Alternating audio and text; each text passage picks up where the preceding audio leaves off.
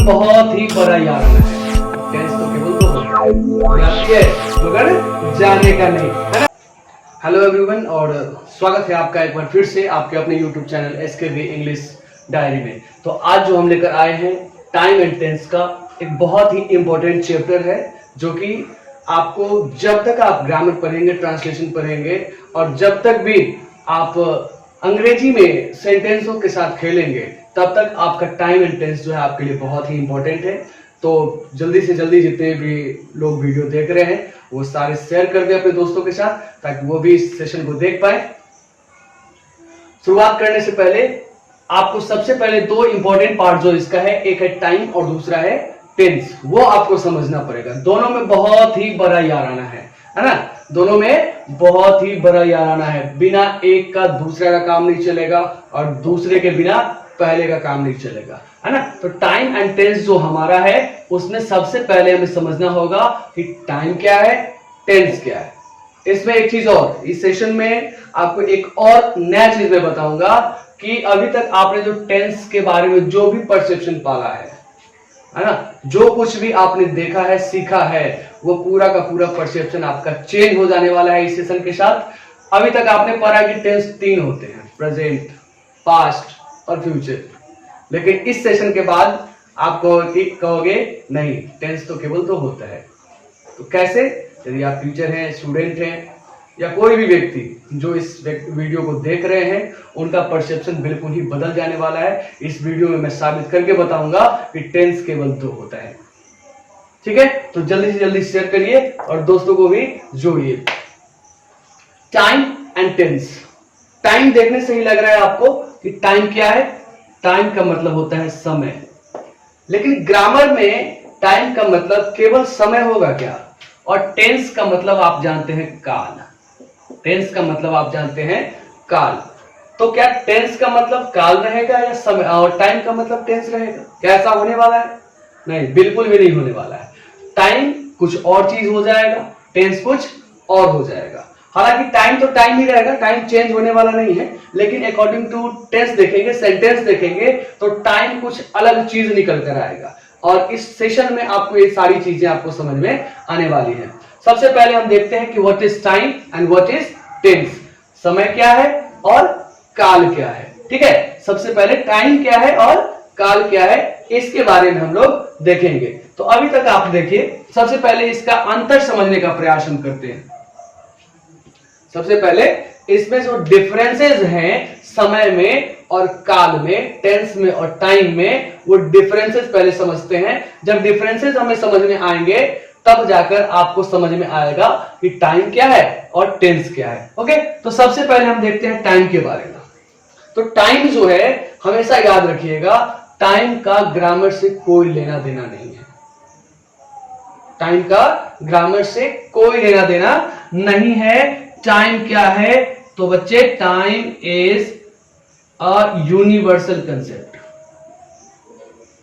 Universal concept, यह एक universal concept है। अब यूनिवर्सल कंसेप्ट क्या होता है बच्चे? तो यूनिवर्सल कंसेप्ट कहने का मतलब होता है कि जो पूरे यूनिवर्स में एक समान काम करता हो। अगर मैंने बोला कि 2 बज रहे हैं, तो पूरे धरती में यह कंसेप्ट चेंज होने वाला नहीं है, पूरे यूनिवर्स में ये चेंज होने वाला नहीं है। हम रहें ना रहें, आप रहें ना रहें, टाइम का टेंस के साथ याराना रहे ना रहे, लेकिन ये पूरा का पूरा जो है हमेशा टाइम रहेगा और समय जो है वह सतत चलते रहता है। इस वजह से यह क्या है? यूनिवर्सल कंसेप्ट है। दूसरी तरफ देखें कि क्या टेंस भी यूनिवर्सल कंसेप्ट है? क्या टेंस भी यूनिवर्सल कंसेप्ट है? तो बिल्कुल भी नहीं। टेंस क्या है? तो tense is not a universal concept. Tense is not a universal concept. यह बिल्कुल भी यूनिवर्सल कंसेप्ट नहीं है ना। यह बदलते रहता है और आगे आपको समझ में आएगा कि कैसे चेंज होता है ना। आगे देखिए दूसरा, ये तो एक हो गया कि ये यूनिवर्सल कंसेप्ट है और ये यूनिवर्सल कंसेप्ट नहीं है। इससे पहले हम देखें दोनों के बीच में काफी प्यार है ना। दोनों के बीच में जो याराना है यहां पर बदल गया, है ना। ये धोखा दे दिया इसको। टेंस जो है, टाइम, ये टेंस जो है, ये टाइम को क्या कर दिया? धोखा दे दिया, है ना। अब आगे देखते हैं हम लोग। दूसरा कहता है कि टाइम इज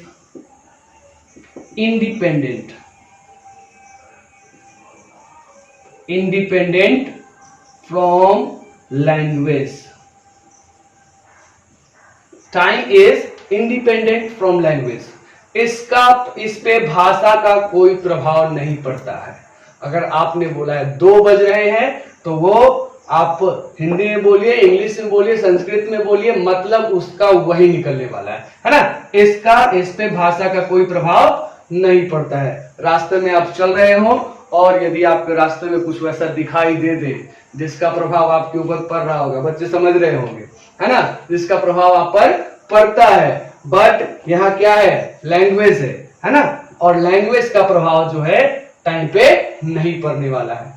इसमें क्या लगा हुआ है, जो घोड़ा को लगता है दोनों तरफ से, ताकि वो हमेशा सामने देखे, बिल्कुल वही पट्टी लगा हुआ है टाइम पर, या आसपास देखकर भटकता नहीं है।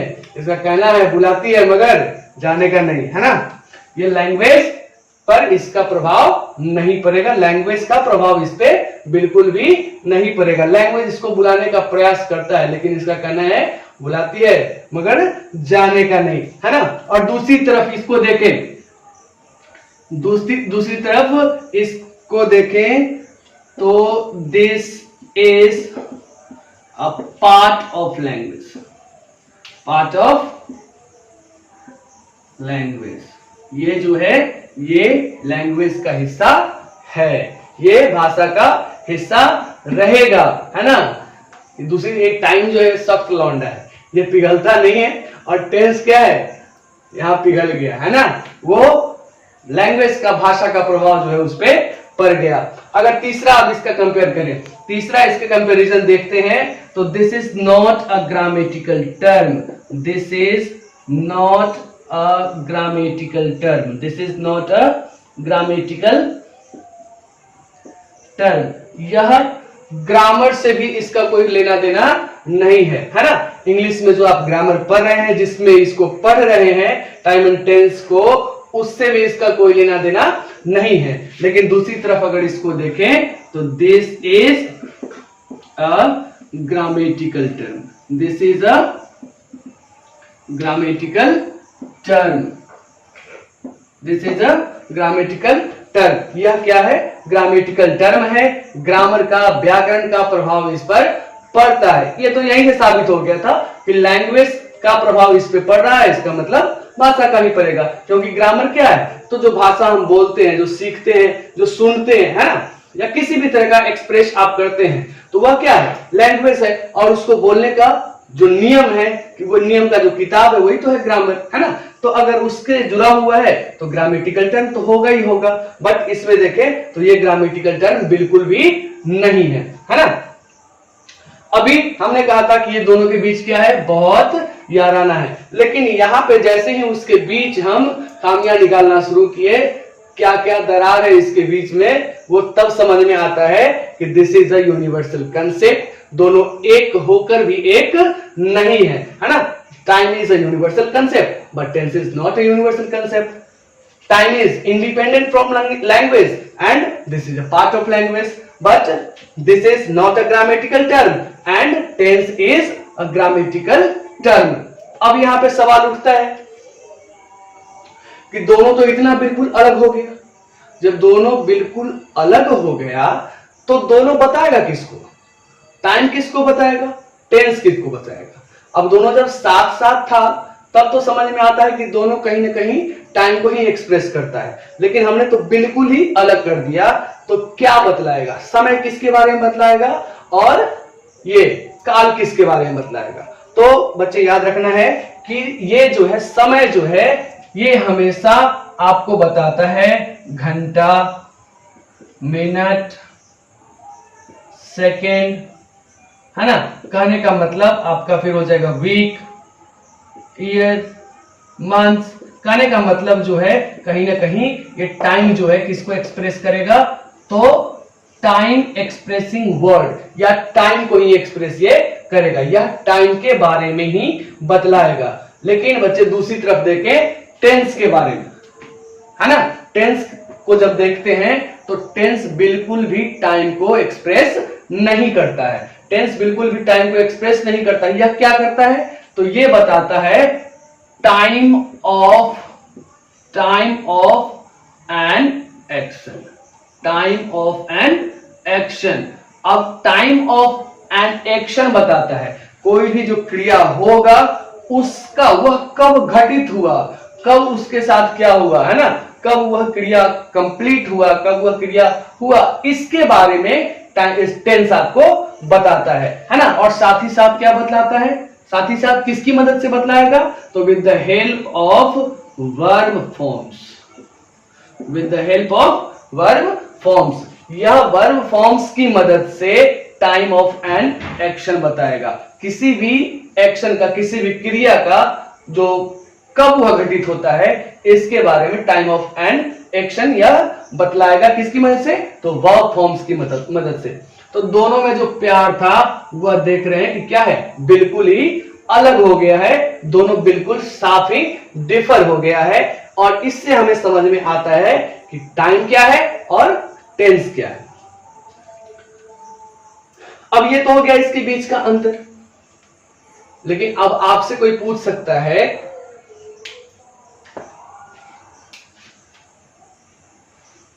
अब आपसे बच्चे कोई पूछ सकता है कि how will you define time and tense.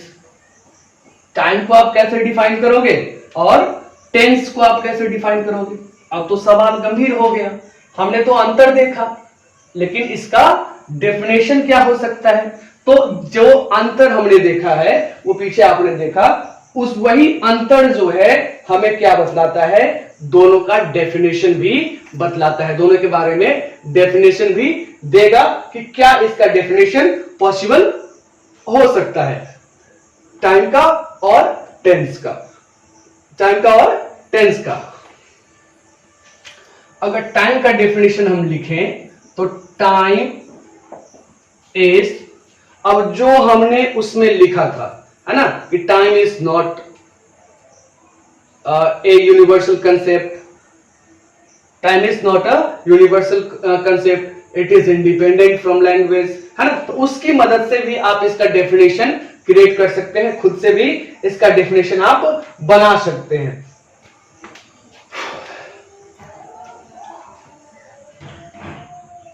अब अगर आपको कोई डेफिनेशन पूछे तो इस बात को हमेशा माइंड में रखना है। क्या माइंड में रखना है बच्चे? तो time is always concern with the meaning of a sentence. Time जो है हमेशा किससे जुड़ा हुआ होता है? क्या उसका कंसर्न होगा? तो उसका कंसर्न जो होगा वह सेंटेंस का मीनिंग होगा, सेंटेंस का अर्थ होगा। और दूसरी तरफ देखें कि व्हाट इज टेंस। टेंस क्या होगा? तो tense is always concern with the form of verbs. Form of verbs, always concern with the form of verbs, मतलब क्रिया के रूप के बारे में यह बताता है। और यह क्या बताता है? सेंटेंस का अर्थ बतलाता है, मीनिंग बतलाता है कि आखिर यह सेंटेंस जो है कब हुआ, है ना। क्या यह प्रेजेंट का है, क्या यह पास्ट का है, क्या यह फ्यूचर का है ना। चलिए, अब यहां पर हमने आपको पहले ही बताया था कि आज आपका परसेप्शन बिल्कुल ही बदल जाने वाला है टाइम और टेंस के बारे में। टाइम और टेंस के बारे में। टाइम को हमने कहा था कि टाइम के बारे में बतलाएंगे, और टेंस के बारे में हमने कहा था कि हम साबित करके बताएंगे कि टेंस केवल दो होता है। अभी तक आपने जो पढ़ते आया है कि प्रेजेंट टेंस, पास्ट टेंस और फ्यूचर टेंस, उसका परसेप्शन बिल्कुल ही बदल जाएगा। अब कैसे बदलेगा? यह घटना कैसे घटित होगी, क्या भूकंप आएगा, क्या हलचल होगी, इसके बारे में हम लोग अभी जस्ट देखने वाले हैं। तो टाइम का कंसेप्ट अभी तक आपको क्लियर हो गया होगा कि टाइम कहीं ना कहीं क्या बतलाता है? टाइम को ही बतलाता है। लेकिन अगर टाइम को देखें तो टाइम कितने? 3 है। सेंटेंस का मीनिंग जो है जब भी जाएगा तो पहले तो या तो पास्ट में जाएगा, अदरवाइज प्रेजेंट में जाएगा, अदरवाइज प्रेजेंट में जाएगा, अदरवाइज नहीं तो फिर किस में जा सकता है? तो हमारा फ्यूचर में जा सकता है। तो टाइम तो हमारा 3 निकल गया, पास्ट, प्रेजेंट और फ्यूचर। पास्ट, प्रेजेंट और फ्यूचर। टाइम तो हमारा 3 बतला रहा है ना, टाइम तो हमारा 3 बिल्कुल साफ साफ आ जा रहा है। लेकिन हमने कहा कि बच्चे जब हम टेंस की बात करेंगे, टेंस की बात करेंगे तो यह केवल 2 रह जाएगा, पास्ट और प्रेजेंट। फ्यूचर यहां से बिल्कुल गायब हो जाएगा। ये यहां से टेंस से फ्यूचर गायब हो जाएगा।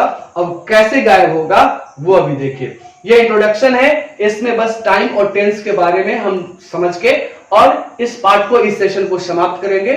और नेक्स्ट सेशन में हम ये समझेंगे कि टेंस क्या है यहां तो हम लोग क्लियर कर लेंगे, टेंस के कितने प्रकार हैं और उन सभी पार्ट्स के, है ना, टेंस के जितने भी पार्ट्स हैं उसका एक्चुअल यूज क्या है, कैसे उसमें टाइम का यूज है, कैसे उसमें टेंस का यूज है, ये सारी चीजें हम वहां पर समझेंगे। फिलहाल आपका जो कंसर्न है, आपका जो सवाल है कि टेंस आखिर पास्ट और प्रेजेंट ही कैसे बचेगा, फ्यूचर का क्या होगा, फ्यूचर कहां जाएगा। तो चलिए अब इस क्वेश्चन का जवाब आपको हम देते हैं।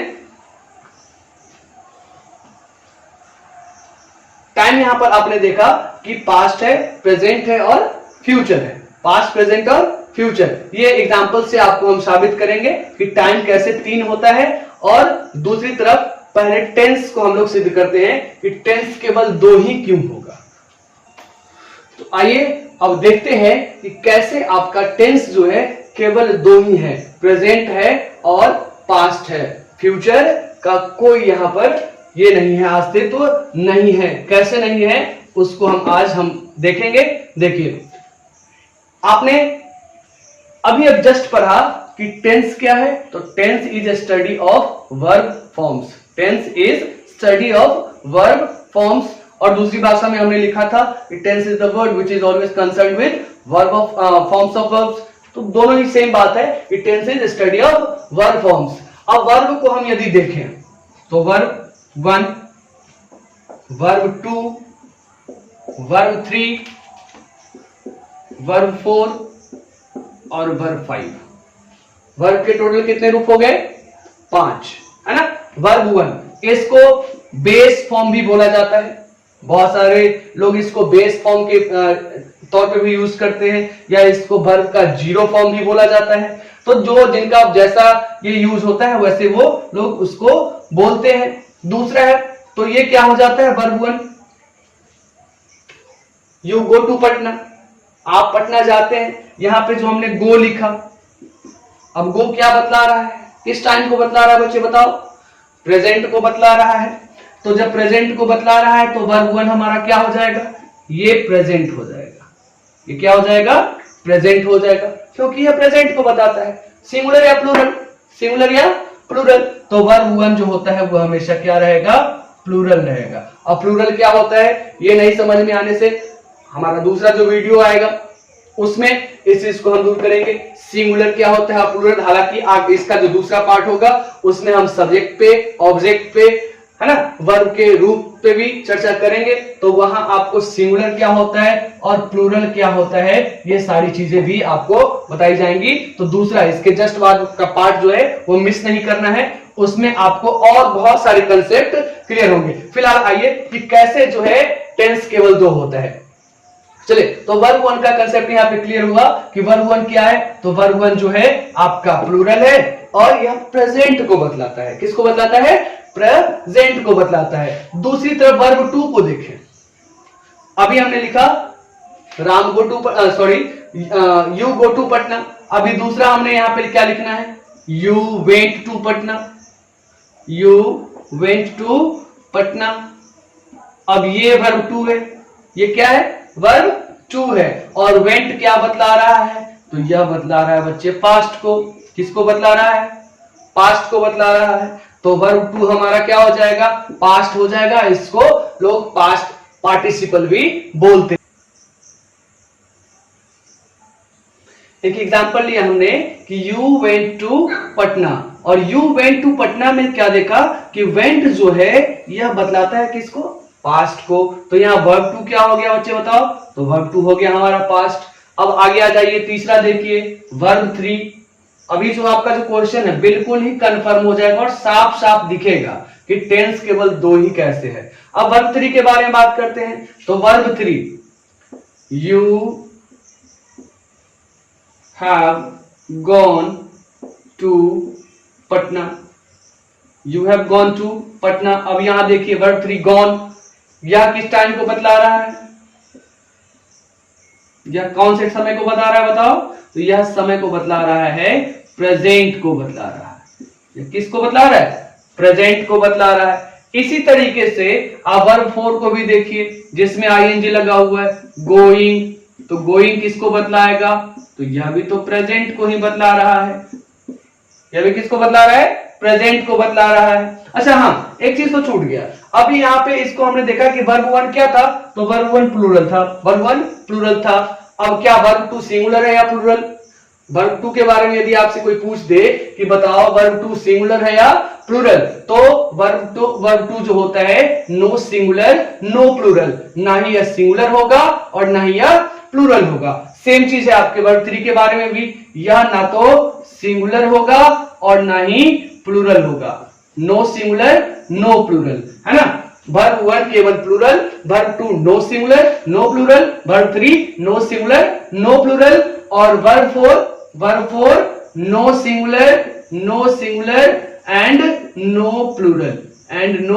प्लूरल, है ना। यह भी ना तो सिंगुलर है और ना ही प्लूरल है। बट वर्ब 5 को देखें तो वर्ब 5 भी बच्चे किसको बतलाता है, तो यह भी बतलाता है प्रेजेंट को। यह भी किसको बतलाता है, प्रेजेंट को बतलाता है। अब जब यह भी प्रेजेंट को बतलाता है और यह क्या है, यह सिंगुलर है, यह सिंगुलर है, तो वर्ब 1 प्लूरल और वर्ब 5 सिंगुलर। बाकी जितने भी है वर्ब 2 वर्ब 3 और वर्ब 4, वर्ब 2 वर्ब 3 और verb 4 no singular no plural. अब नो सिंगुलर और नो प्लूरल। अभी जो हमारा मेन पार्ट जो था वो था कि verb 1 present, verb 2 past, verb 3 present, verb 4 present और वर्ब 5 भी प्रेजेंट। अब बताओ हमने क्या कहा था, टेंस क्या है, तो tense is study of verb forms. Tense क्या है, tense is study of verb forms. Of tense is a study of verb form. If tense is a study of verb forms, and we have got what, verb 1, verb 2, verb 3, and verb 4, and verb 5, and verb 1 and verb 3, verb 4, and verb 5 is what, present. It is denoting what, present time. But verb 2 is only which is showing past time. There is no future. आपका नहीं, आपका तो है आपका future है। But यहां पर हमने क्या देखा कि वर्ब 1 वर्ब 2 वर्ब 3 और वर्ब 4 और वर्ब 5 में फ्यूचर तो है ही नहीं। अब जब यहां फ्यूचर है ही नहीं तो आप कैसे बोलोगे कि there are 3 kinds of tense. There are only 2 kinds of tense which is present and what, past, है ना। तो हमारा जो परसेप्शन था कि टेंस जो है 3 तरह का होता है, present tense, past tense and future tense, तो वो तो परसेप्शन हमारा गलत हो गया। तो क्या हम उसको पढ़ना छोड़ देंगे, नहीं पढ़ेंगे फ्यूचर को, तो ऐसा भी नहीं है, बिल्कुल भी ऐसा नहीं है। फ्यूचर टेंस को पढ़ा जाता है और फ्यूचर टेंस में जो भी चीजें होती हैं वो कहीं ना कहीं क्या है, लाइकलीहुड है ना, इन्फेरेंस है, संभावना है, अनुमान है। अब संभावना और अनुमान तो कभी कंफर्म हो ही नहीं सकता है। जब कंफर्म हो ही नहीं सकता है तो उसके लिए ग्रामर कैसे कोई निश्चित चीज आपको देगा, कैसे वो वर्ब 1 वर्ब 2 वर्ब 3 वर्ब 4 और वर्ब 5 को किसी को फ्यूचर बना दे, नहीं बना सकता है। जो चीजें कंफर्म नहीं हो उसको कोई भी आपको नहीं ठीक कर सकता है। अब क्या हो गया, अब तो जो हमारा परसेप्शन था टेंस के साथ तो कब बदल गया, वो तो बिल्कुल बदल गया। अब उनसे मिली नजर की मेरे होश उड़ गए। टेंस के साथ जैसे ही हमारा नजर मिला, हमारे साथ आपका नजर मिला, कंसेप्ट यहाँ क्लियर हुआ, तो आपका तो होश ही खराब हो गया, होश ही बदल गया, पूरा परसेप्शन का पूरा चेंज, है ना। जो हमने पढ़ा टेंस के बारे में, वो परसेप्शन हमारा बिल्कुल बदल गया है। तो यहां से आपको बच्चे समझ में आ गया होगा कि what is time and what is tense.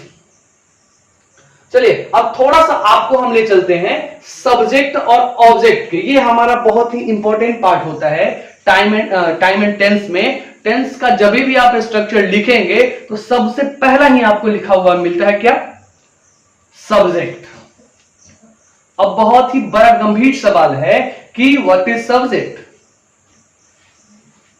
अब जब तक ये आपको क्लियर नहीं होगा कि सब्जेक्ट क्या है, ऑब्जेक्ट क्या है, वर्ब तो क्लियर हो गया। वर्ब क्या है? वर्ब क्रिया है ना, जो कोई भी काम होगा वो सब क्रिया के अंदर आएगा और उसके पार्ट्स हैं वर्ब 1, वर्ब 2, वर्ब 3, वर्ब 4 और वर्ब 5। किसी एक वीडियो आपको टोटल हम इस पे बना देंगे, वर्ब 1, वर्ब 2, वर्ब 3, वर्ब 4 और वर्ब 5 पर। इसमें कैसे इसको चेंज किया जाता है, क्या इसके रूल्स हैं, वर्ब का जब चैप्टर हम पढ़ाएंगे तो उसमें पूरा क्लियरली आपको हम बता देंगे। फिलहाल तो हमें बात करनी है इस पे, टेंस पे।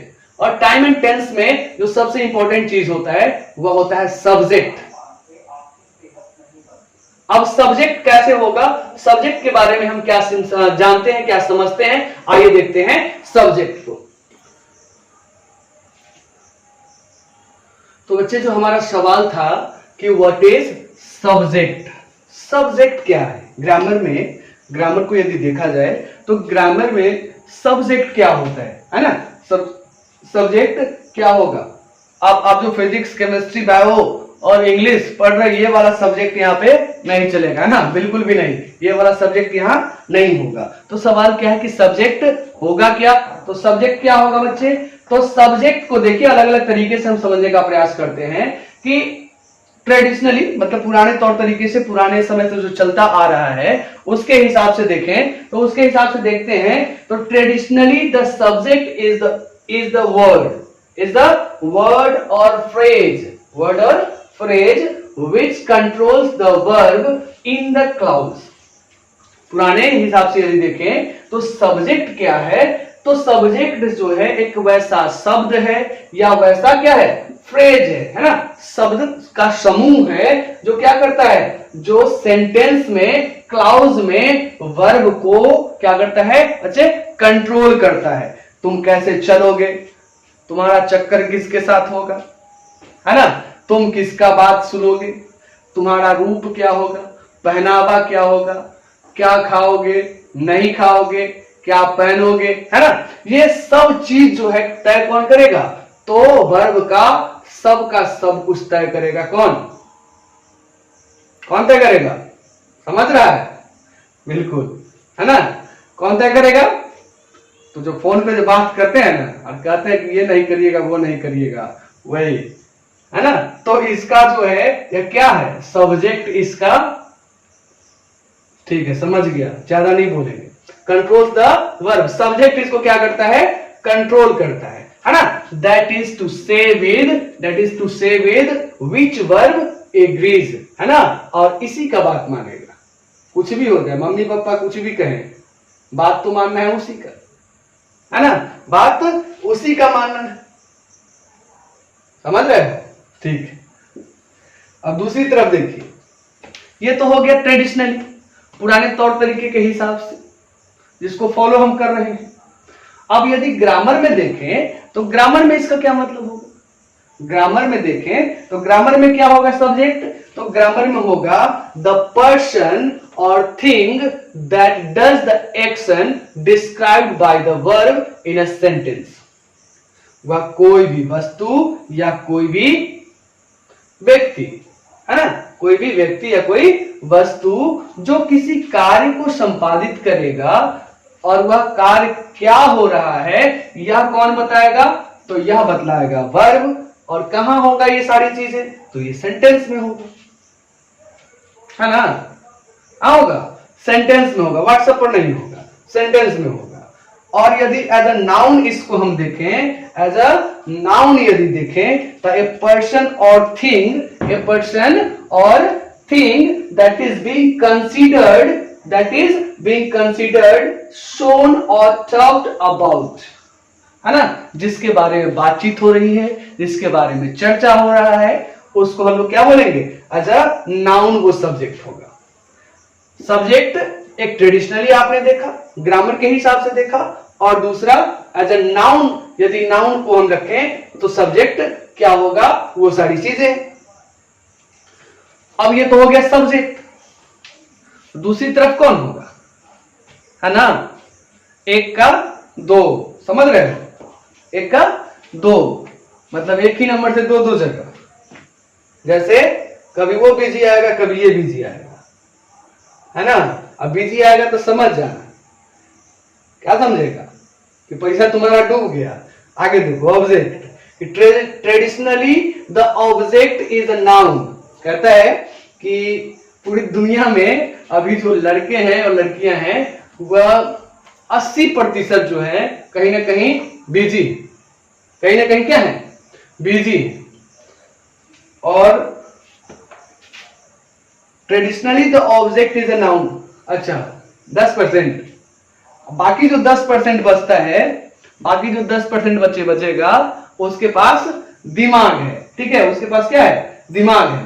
Traditionally the object is a noun phrase और pronoun that is affected by the action of a verb. अच्छा मतलब 80 और 10 90 ही हुआ, तो क्या जाता है 100। जो बाकी जो 10% बच गया ना, तुम ही है, तुम ही लोग है जिसके पास न दिमाग है और नहीं क्या है, व्हाट्सएप, ठीक है। अब देखो traditionally the object is a noun phrase और pronoun that is affected by action of a verb. यहां ध्यान दो, traditionally the object is a noun, object भी क्या है, एक तरह का नाउन ही है। अभी नाउन बताया ना यहाँ पे, एज अ नाउन सब्जेक्ट कैसे होगा, तो ट्रेडिशनली ऑब्जेक्ट भी क्या है, एक नाउन है और एक नाउन फ्रेज भी हो सकता है, और नाउन फ्रेज और प्रोनाउन। ऑब्जेक्ट या तो नाउन होगा, नहीं तो नाउन फ्रेज होगा, और नहीं तो क्या होगा, प्रोनाउन होगा, that is affected by the action by action of a verb. और जो किससे प्रभावित रहेगा, तो जो क्रियाकलाप होगा वह क्या होगा, उसी से प्रभावित होगा। कितना भी कुछ कर लो, कितना भी कुछ कर लो, लेकिन जब मैसेज आ जाएगा, कॉल आ जाएगा, तो उसका प्रभाव जो है पड़ना शुरू ही हो जाएगा। एक्शन का रिएक्शन होगा ही, तो एक्शन का रिएक्शन जिस पर हो, एक्शन का रिएक्शन जिस पर हो वो क्या हो जाएगा बच्चे, ऑब्जेक्ट हो जाएगा। और जो एक्शन करेगा वो क्या हो जाएगा, वो हो जाएगा सब्जेक्ट। जो मैसेज करेगा वो हो जाएगा सब्जेक्ट, जो रिसीव करेगा वो हो जाएगा ऑब्जेक्ट, है ना। और जो बीच में संदेश वाहक का काम करेगा वो कौन हो जाएगा, हो जाएगा वर्ब। वही है क्या, वर्ब, आपका एक्शन। तो इस सेशन में हम लोग टाइम एंड टेंस में बस आज हमने इंट्रोडक्शन देखा है केवल टाइम एंड टेंस का, और दूसरे वीडियोस में, दूसरे जो इसका नेक्स्ट पार्ट जो आएगा उसमें हम प्रॉपर्ली टेंस को एज अ ग्रामर हमने स्टार्ट करना है। और इस वजह से जल्दी से जो नए व्यक्ति हैं, नए हमसे जुड़े हैं, इस चैनल पर पहली बार आए हैं, वो जल्दी से जल्दी सब्सक्राइब कर लें और वीडियो को लाइक करें, शेयर करें। बहुत बहुत धन्यवाद, मिलते हैं फिर नेक्स्ट वीडियो में।